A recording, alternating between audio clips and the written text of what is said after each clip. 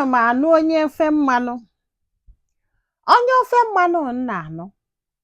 Before nnụbịa o, abụ m like I'm a Christian, ọ bụ ịghọtago.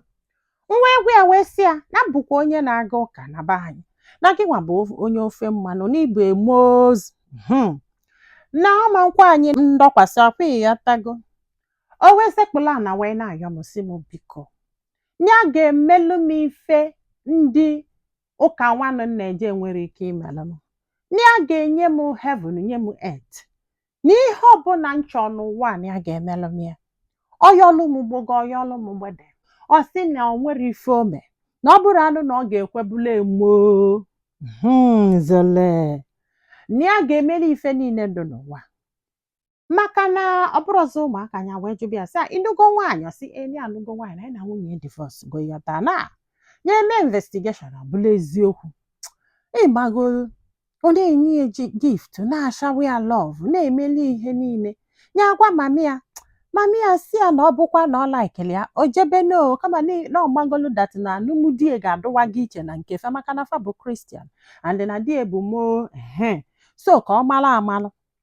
Nya echeketa ife a na this guy enwere ife ọda emelie.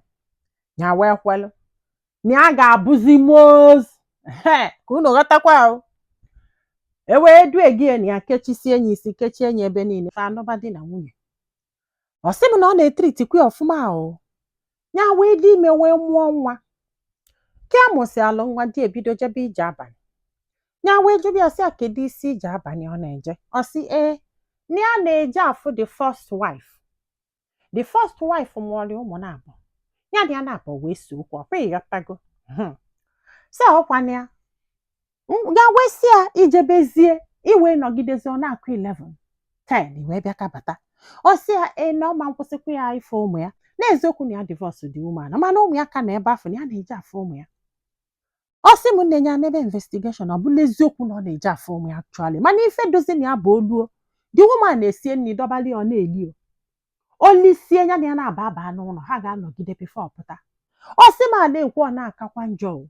A na-ekwu ọ na-akakwa njọ n'ife ọ na-emezi bụ ọ ga-anata ọ kwụsị na nke the girl. N'oke ọbụla the girl gwara ya anya nyezie nye ka ọ na-enye nyanwa. Ya nwere ife a ga-eme nya wee kpọọ ndị be ha wee gbaba ndị be ha. Ụna ama ihe mami ya na papi ya gwara ya mana ọ mara na onye mo ofe mmanụ ka ọ na-anụ. Na o kwesịrị ịma na ife a bụ dia culture. Na nwere ike ịka nnukwu ọzọ li afta nyanwa. Mịa bụzalụ nke nara ana ọ na-eje afụ ka ọ na-ewolu iwe. Na nwere ike ịnụkpokwu nwaanyị ọzọ nụkpokwu ya ọzọ n'ife a bụ dia culture. For that na fe nwere say na ọ bụrụ na ọ dọrọzie mmanya na taba. Ọ sị m n'ike gwụkwala ya o.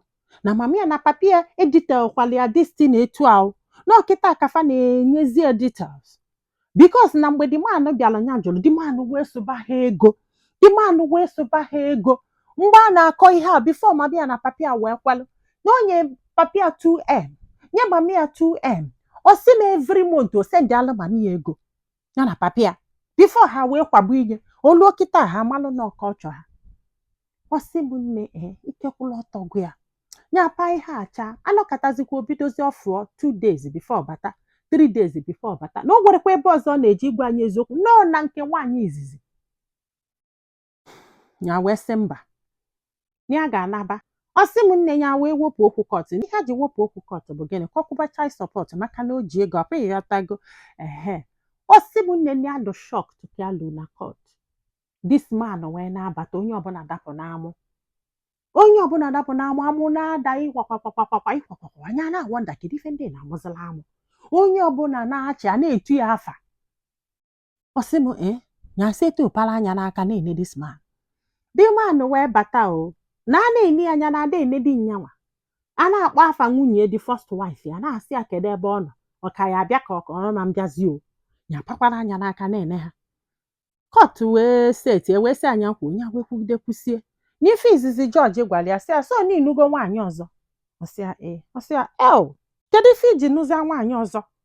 Kedu maka Amina ka ọ gịnị nwanne kedu ife a na-akpọ dị ya? Kedu izikwenu maka ya? Ọ sị ya na ọ nọ that is the matter now. Court niile dafụkwara amụ ịkwakwakwakwakwa sị ya so Ami is the matter. Ọ sị yes.